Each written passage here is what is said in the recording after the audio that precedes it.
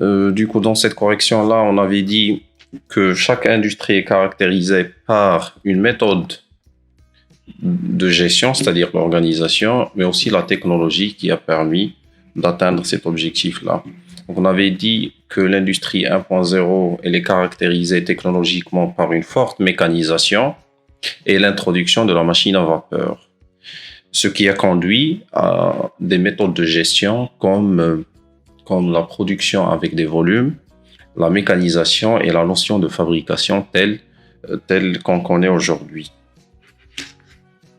L'industrie 2.0 a été caractérisée par une technologie basée sur la production de base.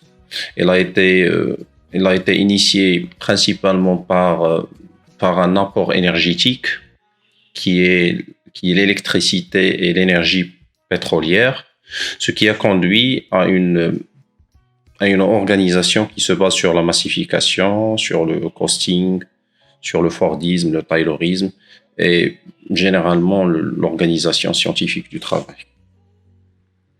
L'industrie 3.0, elle est caractérisée par un seul élément, c'était l'invention du transistor, combiné avec la théorie de l'information et avec les machines de Turing, ce qui a permis d'atteindre des niveaux de production qui sont plus élevés que l'industrie 2.0 grâce à une production automatisée, des systèmes basés sur les ordinateurs, des systèmes basés sur la pyramide d'automatisation. Donc c'était ça un petit peu l'idée. Et côté organisation, on avait vu l'apparition du toyotisme qui permet d'introduire de l'agilité dans ces systèmes-là et le lean manufacturing ou bien le lean management plus récemment.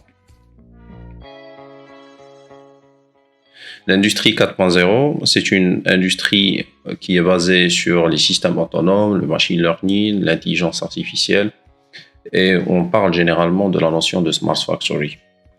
Côté organisation, elle est plus basée sur les systèmes autonomes, les systèmes collaboratifs, les systèmes distribués et ce qu'on appelle extended supply chains.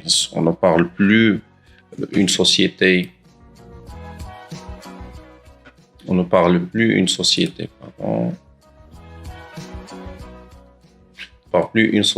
qui arrive à acheter d'un certain fournisseur, elle apporte une petite valeur et elle vend à un certain consumer ou bien à une autre entité. On ne parle plus cette idée-là, mais plus on parle d'une organisation qui est ouverte, ce qu'on appelle extended supply chains. Tout ça, c'est une supply chain qui apporte beaucoup de valeur ajoutée.